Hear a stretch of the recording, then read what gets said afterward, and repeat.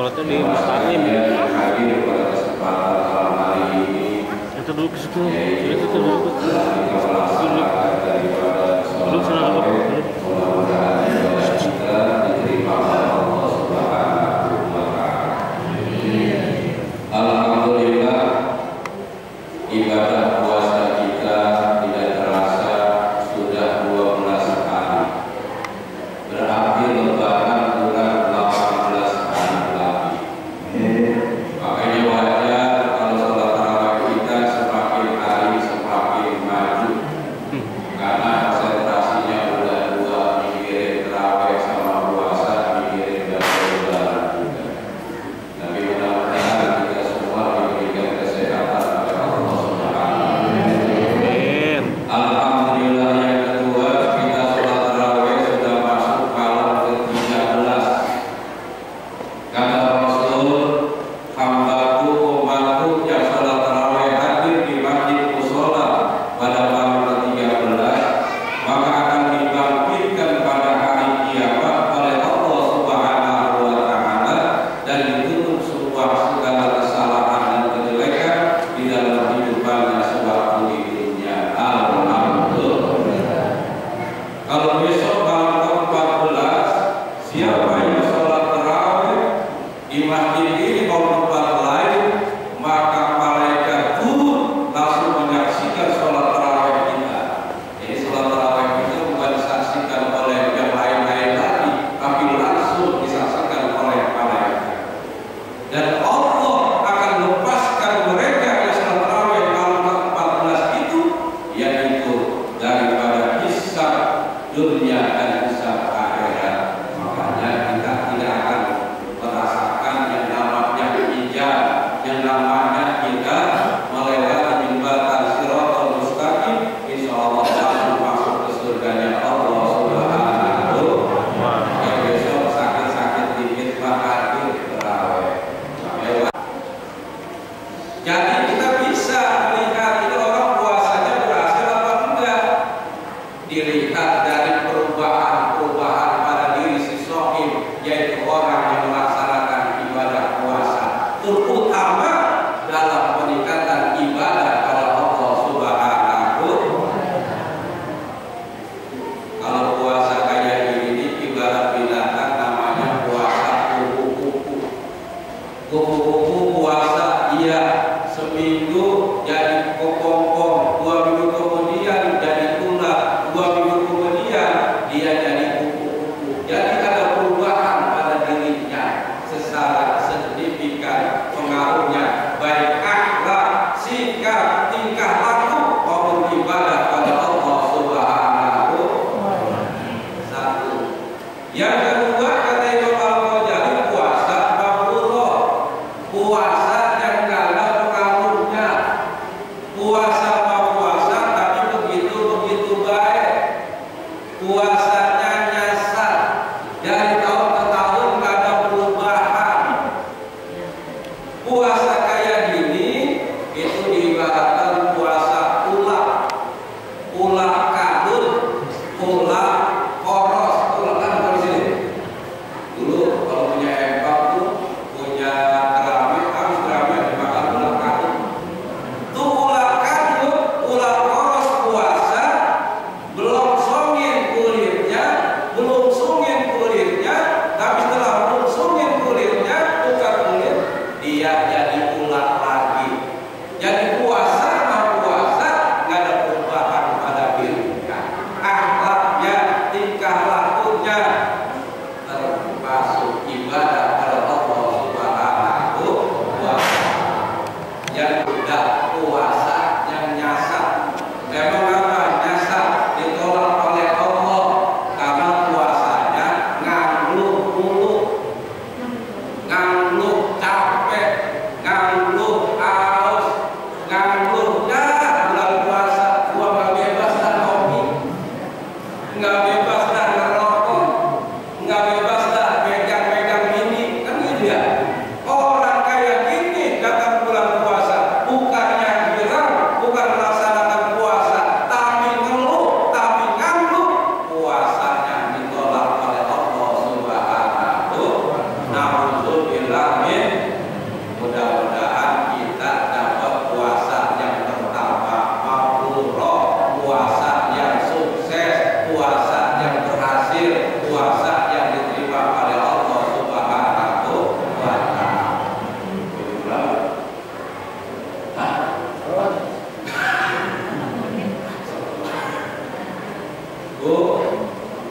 Yang untuk mengubah hawa nafsunya, padahal nenek-nenek pakai rejim doang puasa. Nah, puasa mah puasa, nahan lapar dan haus, tapi mulutnya kecebres baik. Oh, kecebres. Ngomongin orang jalan terus. Mulutnya gibah jalan terus, padahal dia lagi puasa. Bu, kalau ada temen nyamper, temen main siang hari, padahal kita lagi puasa, dia nimpalin kita, ngomongin tetangga kita, ngomongin orang lain, bilang maaf tetangga saya lagi puasa. Ya, jangan mulut kecebres baik, siapa baik diomongin.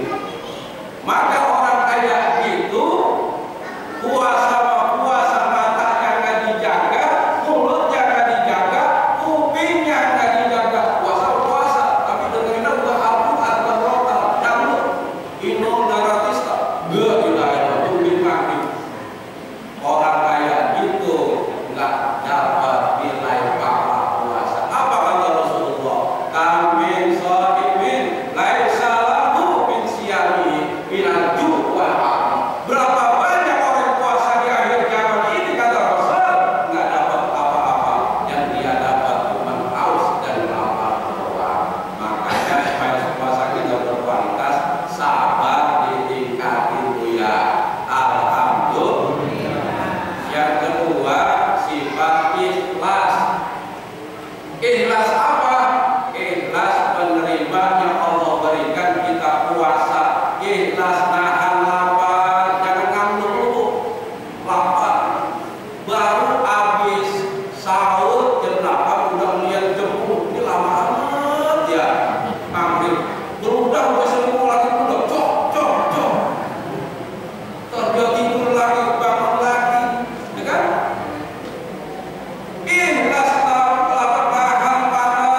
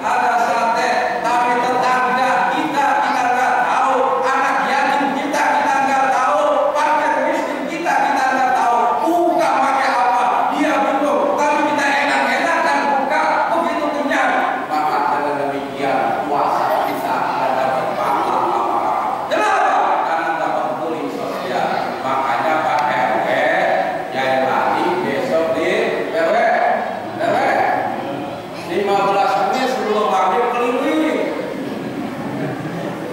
Sensus tanya, lu buka ada apanya? Ada kolektor nih buat beli. Terutama kalau jaga anak-anak. Peduli sosial. Enggak kalah pentingnya. Satu yang wajib adalah zakat fitrah. Belum zakat apa nih? Belum ada tapi sebenarnya tadi saya bilang, ya kan? Zakat fitrah. Karena saum Ramadan mu'allaqun baina samai wal ardh wa la yurfa illa bi zakatil fitri. Puasa Ramadan akan ditolak oleh Allah, akan tidak diterima oleh Allah bahkan akan antara langit dan bumi apabila kita tidak memberikan zakat fitrah. Cicil dari sekarang dan dipakai, ya kan? Supaya ibadah puasa kita sempurna. Baik, sebelum saya tutup daripada tausiah saya ini, saya berpesan kondisi apapun puasa jangan sampai jebol. Nanti saya jebol, jangan sampai ditinggal. Bu, ya jangan kalah puasa. Ibu gak kira ibu nih, kadang-kadang ke pasar, ngaku puasa baik, apalagi puasa itu puasa. Ini mulut udah seka-seka. Saking Allah hadir masuk angin. Kita dikerokin sama lakinya. Pas dikerokin, ternyata ada toge.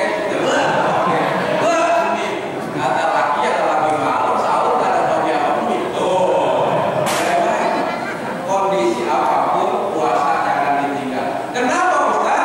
Karena satu kali kita jebol, satu kali kita nggak puasa, nggak bisa dibalas dengan puasa seumur hidup. Tabur-tabur. Yang kedua, hukumannya berat. Satu kisah Rasul lagi tidur tuh, dengar suara yang begitu dasar. Sepertinya Rasul berada di tengah-tengah gunung. Suara apa? Hukuman bagi seorang hamba. Enggak kuat, ampun. Enggak kuat, ampun. Rasul dengan suara seperti itu manggil malaikat Jibril. Ya Jibril, taat.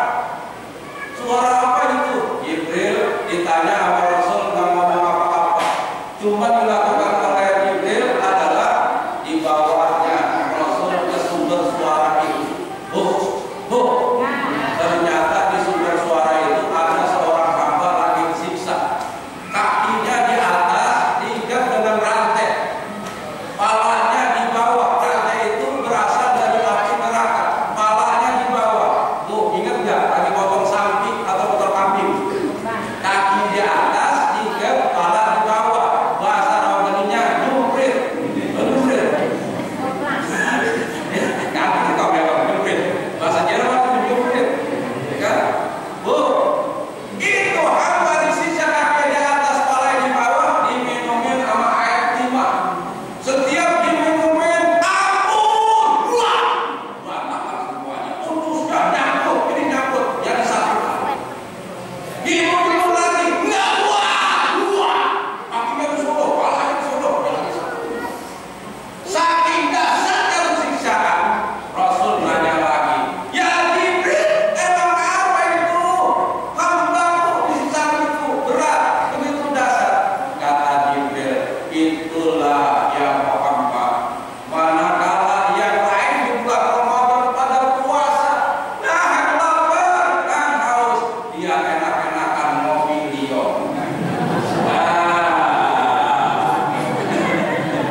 Dia